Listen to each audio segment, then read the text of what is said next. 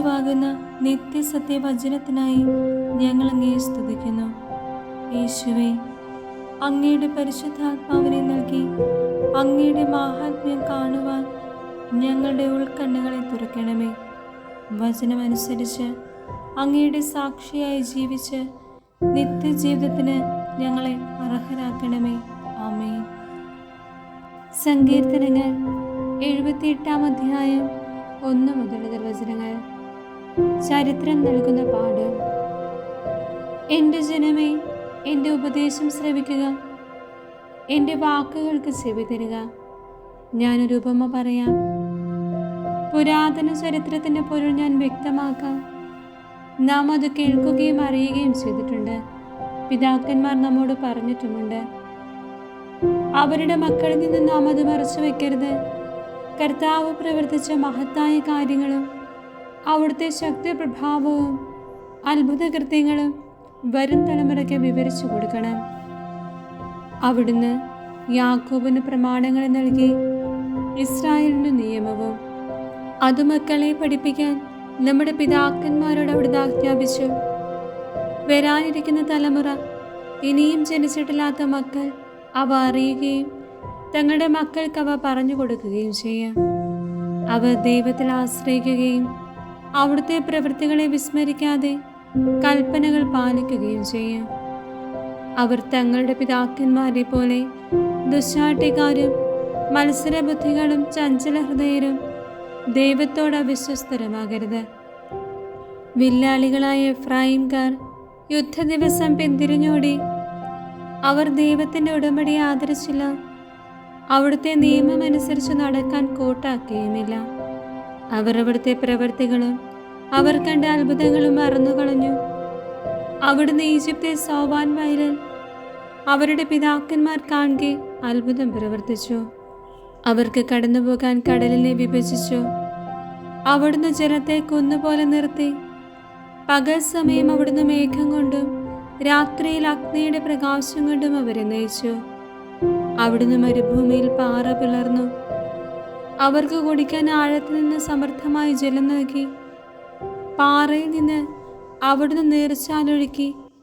ജലം നദി പോലെ ഒഴുകി. എന്നിട്ടും അവർ അവിടുത്തേക്കെതിരായി കൂടുതൽ പാപം ചെയ്തു. അത്യുന്നതനോട് അവർ മരുഭൂമിയിൽ വെച്ച് മത്സരിച്ചു. ഇഷ്ടമുള്ള ഭക്ഷണം ചോദിച്ച് അവർ ദൈവത്തെ പരീക്ഷിച്ചു. അവർ ദൈവത്തിനെതിരായി സംസാരിച്ചു. മരുഭൂമിയിൽ മേശയൊരുക്കാൻ ദൈവത്തിന് കഴിയുമോ? അവിടുന്ന് പാറയിൽ അടിച്ചു. ജലം പൊട്ടിയൊഴുകി നീർച്ചാലുകൾ കവിഞ്ഞു. എന്നാൽ ജനത്തിന് അപ്പവും മാംസവും നൽകാൻ അവിടത്തേക്ക് കഴിയുമോ? ഇത് കേട്ട് കർത്താവ് ക്രോധനായി. യാക്കോബിന്റെ നേരെ അഗ്നി ജ്വലിച്ചു. ഇസ്രായേലിന്റെ നേരെ കോപമുയർന്നു. എന്തെന്നാൽ അവർ ദൈവത്തെ വിശ്വസിക്കുകയും അവിടുത്തെ രക്ഷാകര ശക്തിയിൽ ആശ്രയിക്കുകയും ചെയ്തില്ല. എങ്കിലും അവിടുന്ന് ആകാശത്തോട് ആജ്ഞാപിച്ചു. വാനിടത്തിന്റെ വാതിലുകൾ തുറന്നു. അവർക്ക് ഭക്ഷിക്കാൻ അവിടുന്ന് മന്ന വർഷിച്ചു. സ്വർഗീയ ധാന്യം അവർക്ക് നൽകി. മനുഷ്യൻ ദേവദൂതന്മാരുടെ അപ്പം ഭക്ഷിച്ചു. അവിടുന്ന് ഭക്ഷണം സമൃദ്ധമായി അയച്ചു. അവിടുന്ന് ആകാശത്തിന് കിഴക്കൻ കാറ്റടിപ്പിച്ചു. അവിടുത്തെ ശക്തിയാൽ അവിടുന്ന് തെക്കൻ കാറ്റിനെ തുറന്നുവിട്ടു. അവിടുന്ന് അവരുടെ മേൽ പൊടി പോലെ മാംസത്തെയും കടൽ തീരത്തെ മണൽത്തരി പോലെ പക്ഷികളെയും വർഷിച്ചു. അവിടുന്ന് അവരുടെ പാളയങ്ങളുടെ നടുവിലും പാർപ്പിടങ്ങൾക്ക് ചുറ്റും അവ പൊഴിച്ചു. അവർ ഭക്ഷിച്ച് സംതൃപ്തരായി. അവർ കൊതിച്ചത് അവിടുന്ന് അവർക്ക് നൽകി. എന്നാൽ അവരുടെ കൊതിക്ക് മതി വരും മുൻപ് തന്നെ, ഭക്ഷണം വയലിലിരിക്കുമ്പോൾ തന്നെ ദൈവത്തിന്റെ കോപം അവർക്കെതിരെ ഉയർന്നു. അവിടുന്ന് അവരിൽ ഏറ്റവും ശക്തരായവരെ വധിച്ചു. ഇസ്രായേലിലെ യോദ്ധാക്കളെ സംഹരിച്ചു. എന്നിട്ടും അവർ വീണ്ടും പാപം ചെയ്തു. അവിടുന്ന് ചെയ്ത അത്ഭുതങ്ങൾ കണ്ടിട്ടും അവർ വിശ്വസിച്ചില്ല. അതിനാൽ അവിടുന്ന് അവരുടെ നാളുകളെ ഒരു നിശ്വാസം പോലെ അവസാനിപ്പിച്ചു. അവരുടെ സംവത്സരങ്ങൾ ഭീതിയിലാണ്ടുപോയി. അവിടുന്ന് അവരെ വധിച്ചപ്പോൾ അവർ അവിടുത്തെ തേടി. അവർ അനുതപിച്ച് ദൈവത്തിലേക്ക് തീവ്രതയോടെ തിരിഞ്ഞു. ദൈവമാണ് തങ്ങളുടെ അത്ഭുതശിലയെന്നും അത്യുന്നതനായ ദൈവമാണ് തങ്ങളെ വീണ്ടെടുക്കുന്നവനെന്നും അവർ അനുസ്മരിച്ചു. എങ്കിലും അവരുടെ സ്തുതി കപടമായിരുന്നു. അവരുടെ നാവിൽ നിന്ന് വന്നത് നുണയായിരുന്നു. അവരുടെ ഹൃദയം അവിടുത്തോട് ചേർന്നു നിന്നില്ല. അവിടുത്തെ ഉടമ്പടിയോട് വിശ്വസ്ത പുലർത്തിയില്ല. എങ്കിലും കാരുണ്യവാനായി അവിടുന്ന് അവരുടെ അകൃത്യങ്ങൾ ക്ഷമിച്ചു, അവരെ നശിപ്പിച്ചില്ല. പലപ്പോഴും അവിടുന്ന് കോപമടക്കി തന്റെ ക്രോധം ആളിക്കത്തിക്കാൻ അനുവദിച്ചില്ല. അവർ ജഡം മാത്രമാണെന്നും മടങ്ങി വരാതെ കടന്നു പോകുന്ന കാറ്റാണെന്നും അവിടുന്ന് അനുസ്മരിച്ചു. അവർ എത്രയോ പ്രാവശ്യം മരുഭൂമിയിൽ വെച്ച് അവിടുത്തോട് മത്സരിച്ചു. എത്രയോ പ്രാവശ്യം വിജന പ്രദേശത്ത് വെച്ച് അവിടുത്തെ ദുഃഖിപ്പിച്ചു. അവർ വീണ്ടും വീണ്ടും ദൈവത്തെ പരീക്ഷിച്ചു. ഇസ്രായേലിലെ പരിശുദ്ധനെ പ്രകോപിപ്പിച്ചു. അവർ അവിടുത്തെ ശക്തിയെയോ ശത്രുവിൽ നിന്ന് തങ്ങളെ രക്ഷിച്ച ദിവസത്തെ ഓർത്തില്ല. ഈജിപ്തിൽ വെച്ച് അവിടുന്ന് പ്രവർത്തിച്ച അടയാളങ്ങളും സോവാൻ വയലുകളിൽ വെച്ച് ചെയ്ത അത്ഭുതങ്ങളും ഓർത്തില്ല. അവരുടെ നദികളെ അവിടുന്ന് രക്തമാക്കി മാറ്റി. അരുവികളിൽ നിന്ന് അവർക്ക് കുടിക്കാൻ കഴിഞ്ഞില്ല. അവിടുന്ന് അവരുടെ ഇടയിലേക്ക് ഈച്ചകളെ കൂട്ടം കൂട്ടമായി അയച്ചു. അവ അവരെ വിഴുങ്ങിക്കളഞ്ഞു. അവിടുന്ന് തവളകളെ അയച്ചു. അവ അവർക്ക് നാശം വരുത്തി. അവരുടെ വിളവുകൾ കമ്പിളിപ്പുഴുവിനും അവരുടെ അധ്വാനഫലം വെട്ടുകിളികൾക്കും വിട്ടുകൊടുത്തു. അവിടുന്ന് അവരുടെ മുന്തിരിത്തോട്ടങ്ങളെ കന്മഴ കൊണ്ടും സിക്കമോർ മരങ്ങളെ ഹിമവർഷം കൊണ്ട് നശിപ്പിച്ചു. അവിടുന്ന് അവരുടെ കന്നുകാലികളെ കന്മഴയ്ക്കും അവരുടെ ആട്ടിൻകൂട്ടങ്ങളെ ഇടിത്തേക്കും ഇരയാക്കി.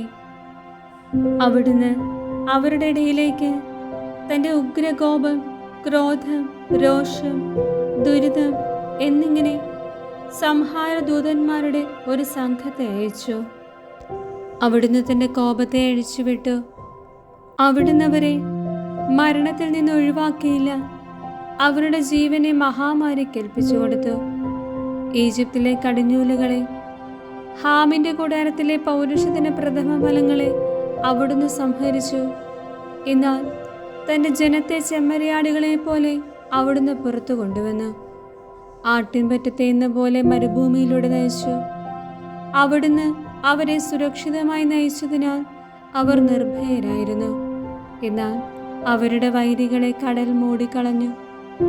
അവിടുന്ന് അവരെ തൻ്റെ വിശുദ്ധ ദേശത്തേക്കും തൻ്റെ വലത്ത് കൈ നേടിയെടുത്ത പർവ്വതത്തിലേക്കും കൊണ്ടുവന്നു. അവരുടെ മുൻപിൽ നിന്ന് അവിടുന്ന് ജനതകളെ തുരത്തി. അവർക്ക് അവകാശം അളന്നു കൊടുത്തു. ഇസ്രായേൽ ഗോത്രങ്ങളെ പാളയങ്ങളിൽ പാർപ്പിച്ചു. എന്നിട്ടും അവർ അത്യുന്നതനായ ദൈവത്തെ പരീക്ഷിക്കുകയും അവിടുത്തോട് മത്സരിക്കുകയും ചെയ്തു. അവർ അവിടുത്തെ കൽപ്പനകൾ അനുസരിച്ചില്ല.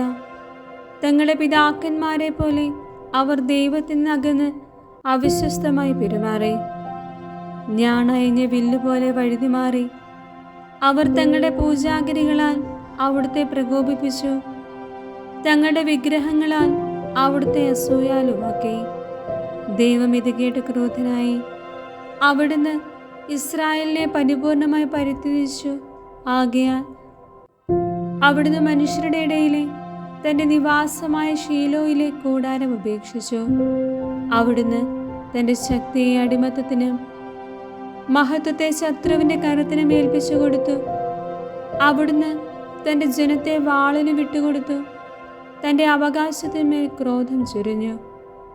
അവരുടെ യുവാക്കളെ അഗ്നി വിഴുങ്ങി. അവരുടെ കന്യകമാർക്ക് വിവാഹഗീതമുണ്ടായിരുന്നില്ല. അവരുടെ പുരോഹിതന്മാർ വാളിനിരയായി. അവരുടെ വിധവകൾ വിലാപം ആചരിച്ചില്ല. വീഞ്ഞു കുടിച്ചലർന്ന മല്ലനെ പോലെ ഉറക്കത്തിൽ നിന്നെന്ന പോലെ കർത്താവ് എഴുന്നേറ്റു. അവിടുന്ന് തൻ്റെ ശത്രുക്കളെ തുരത്തി. അവർക്ക് ശാശ്വതമായ അവമതി വരുത്തി. അവിടുന്ന് ജോസഫിന്റെ കൂടാരം ഉപേക്ഷിച്ചു. എഫ്രായിമിന്റെ ഗോത്രത്തെ തിരഞ്ഞെടുത്തില്ല. എന്നാൽ അവിടുന്ന് യൂദാ ഗോത്രത്തെയും താൻ സ്നേഹിക്കുന്ന സിയോൻ മലയെയും തിരഞ്ഞെടുത്തു. ഉന്നതമായ ആകാശത്തെ പോലെയും എന്നേക്കുമായി സ്ഥാപിച്ചിരിക്കുന്ന ഭൂമിയെ പോലെയും അവിടുന്ന് തൻ്റെ ആലയം നിർമ്മിച്ചു. അവിടുന്ന് തൻ്റെ ദാസനായ ദാവീദിനെ തിരഞ്ഞെടുത്തു. അവനെ ആടുകളുടെ ഇടയിൽ നിന്ന് വിളിച്ചു.